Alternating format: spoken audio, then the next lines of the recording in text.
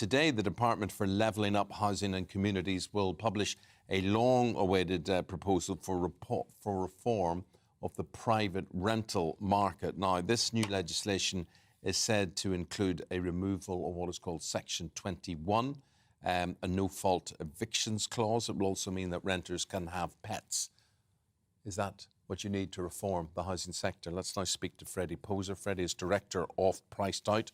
That's the campaign for affordable house prices. What do you think about what's being suggested, Freddie? Good morning to you. Morning. I think that these are all good reforms and, at Priced Out and across the sector, Renters' Rights Coalition, we've been pushing for these reforms, especially the removal of Section 21, which can mean people kicked out of their homes for no fault, because the landlord wants to raise rents or any other reason. But this won't be enough to fix the housing crisis. This will help renters and it's a good step, but really what we need to do is radically increase house building in this country. Yeah, but government proposal is to sell off social housing. I can't see really how that contributes to the whole factor, because they're not replacing these social houses. Well, the government claims that they want to see housing associations replace any properties that are sold off under the new right to buy extension. We'll see if that actually does happen or not. It didn't happen, obviously, last time. But it doesn't really matter if we're building social homes or market rate homes. We need to build all of these sorts of homes, and we need to the government needs to stop sort of applying sticking plaster after sticking plaster and actually tackle the root of this problem, which is supply. Freddie, we've had loads of people get in touch on this story this morning. I want to share with you Sandra's email. She said, "You cannot blame the private landlords refusing to rent people on benefits, as often the rent is not paid. When the rent was paid direct to the landlord out of benefit, it was fairer, as the rent and council tax was paid, and now it is paid by the individuals. Far more are getting into arrears, both in the private and social sector. Neither are charities, and rent needs to be paid. It needs to work out both ways." So I think lots of people have been in touch basically saying that if this white paper comes to pass, landlords are going to have fewer rights with problematic tenants, aren't they? Yeah, I think I completely disagree with that. Currently the deck is completely stacked the other way. We have a huge amount of government protection for landlords and a huge amount of tax benefits for landlords that have created this private rented sector.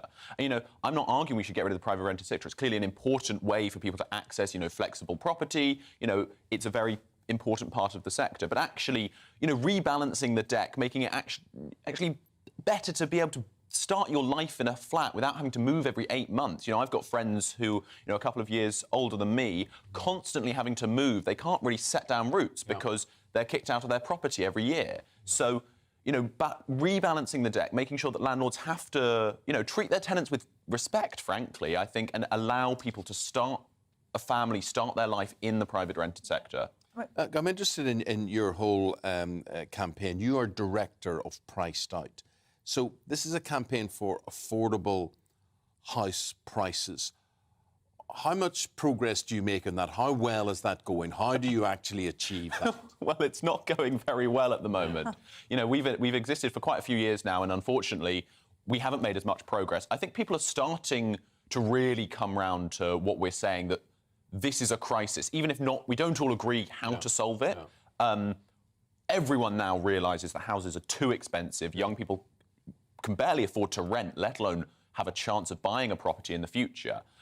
What we're calling for, though, is that, these sticking plaster solutions that the government comes up with, things like right to buy for housing associations, these aren't necessarily bad on their own, but they're not going to get at the root of this issue, which is for 40 years or 30 years, we haven't built enough homes. We know that we need to build 300,000 homes at least a year. We haven't done that. The government admits it's not going to meet that this Parliament anyway. So the government needs to grab this issue and really tackle it. And that's going to be politically challenging for them.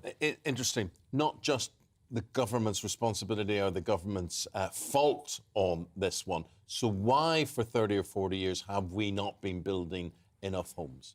Well, that's a complicated question. One of the issues is there's seriously demand for it. Oh, there's absolute demand. It's all down to the way that regulation and planning permission interact, and it has given, I believe it has given too much power to local residents to say no to housing. Yes, not in my backyard. Exactly. And, you know, that's, I don't want to, you know, paint everyone with a broad brush. Sometimes people propose really inappropriate development. But actually, a lot of the time, we see scheme after scheme. There was a scheme just up in Harrow that TfL wanted to build 100 flats, including affordable flats, on a car park on top of Stanmore Station. Yeah. That would have also included making the station step-free accessible. You know, a really good scheme. That's just been blocked by Harrow Council. So it's not just central government's fault. You know, it's also local governments who aren't letting the building happen in their area. So where central government could help is streamlining the whole planning process. And is that something you think you're going to see today? Unfortunately not. So it looked like the government was actually tackling this issue. They had a bill in Parliament last year to tackle planning, to really increase housing targets across the board. And after the Liberal Democrats won in Chesham and Amersham on a very explicitly NIMBY campaign, as you say, not in my backyard, against house building, the government got scared. There was more and more pressure from sort of southwest and southeast Tory MPs, and they killed that. So we're unlikely to see that. The one thing I am excited about in the government's legislative proposal, which I think might be a win-win for everyone, you know, is these thing called street votes. And we might see that coming. What do you mean? What's a street vote? So it's in the Levelling Up white paper, and a street vote is the idea that a street can vote by a two-thirds majority to give itself some rights to increase its density. So, you know, add a couple of stories, say. And then everyone on the street gets that right to develop. And we think that that might be a really fun win-win, because what you see is the homeowners and the residents have a reason to say yes. They're sharing in the economic uplift. It's not just someone who's getting to make millions of pounds. Well, Freddie, it is so complicated. Just refreshing to hear a different aspect to all of this, you know, coming from you. Good luck with your campaign for affordable housing. A lot of people obviously will support you on that. That's Freddie Poser there. Thank you very much indeed. The time, 14 minutes now past 8.